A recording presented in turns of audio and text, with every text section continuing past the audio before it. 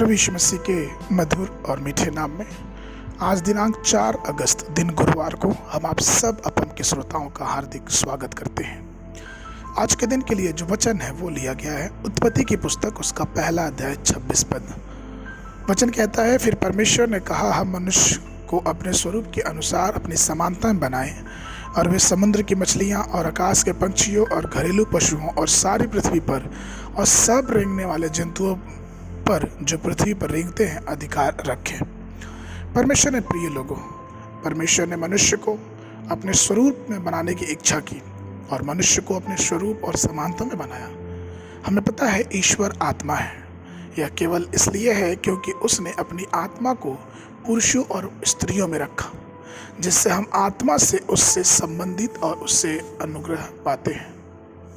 जरा कल्पना करिए कि हमारी जानकारी के बिना हमारा हृदय प्रभु के साथ संगति करने की लालसा रखता है। आप किसी भी जानवर या पंछी के साथ ऐसी संगति के लिए ललाहित नहीं होते हैं। ऐसा इसलिए है क्योंकि मनुष्य को अन्य जीवित प्राणियों की तुलना में पूरी तरह से परमेश्वर ने अलग बनाया है। मेढकों को मेढकों के समान दोस्त चाहिए, या फिर मेढक मेढक के साथ ही रहना चाहता है। चूहे चूहे से जुड़ते हैं। परंतु हम जो परमेश्वर के स्वरूप और समानता में, हमारे अंदर भी परमेश्वर की आत्मा वास करनी चाहिए, क्योंकि हमें परमेश्वर ने अपनी संगति के लिए बुलाया है।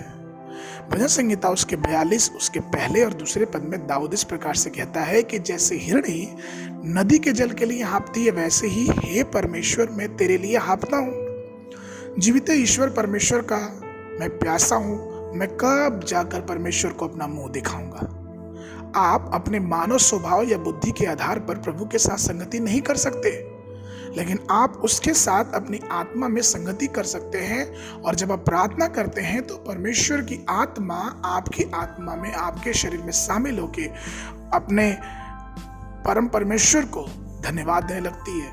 वचन यूहन्ना की पुस्तक उसके 4:24 में इस प्रकार कहता है, परमेश्वर आत्मा है और अवश्य है कि उसकी आराधना करने वाले आत्मा और सच्चाई से करें। जब पाप ने दुनिया में प्रवेश किया और लोगों के दिलों को दाग दिया, या फिर यूं कहें कि अंधकार में डाल दिया, तो ऐसी आध्यात्मिक संगति अवरोध हो गई जहां पे परमेश्वर की संगति को पुनः स्थापित करने की जरूरत पड़ गई।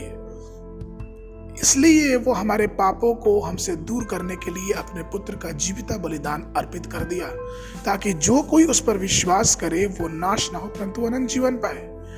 इसलिए परमेश्वर के प्रिय लोगों, विश्वास के साथ घोषणा करते हुए प्रभु के पास आनंद से आए, धन्यवाद देते हुए उसके आराधना करें, क्योंकि हमारा परमेश्वर आत्मा है और वो चाहता है कि हम उसकी स्तुति निरंतर आत्मा और सच्चाई से करते रहें।